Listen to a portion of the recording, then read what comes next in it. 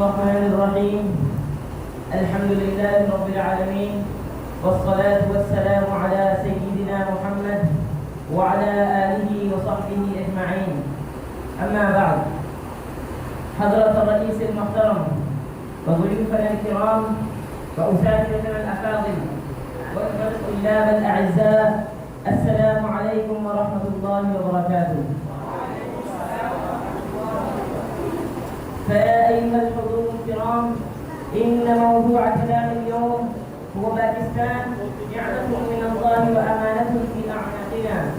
إن الأوطان نعم عظيمة، والحفاظ عليها من أجل المسؤوليات، وباكستان ليس مجرد أرض نعيش فيها، بل هو تاريخ نفتخر به، وأمانة نحملها، ورسالة نؤديها.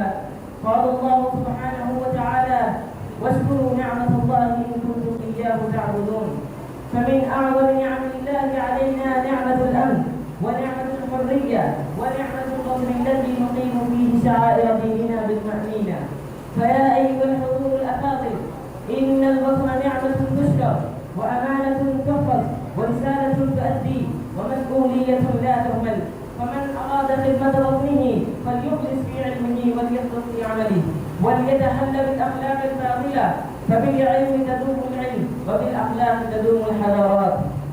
وقد قال الشاعر: بلادي وإن جارت علي عزيزة، بلادي وإن جارت علي عزيزة، وأهلي وإن ظنوا علي كرام، وأهلي وإن ظنوا علي كرام.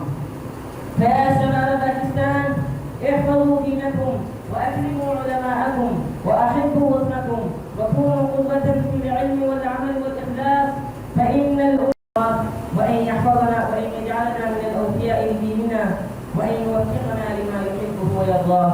وآخر دعوة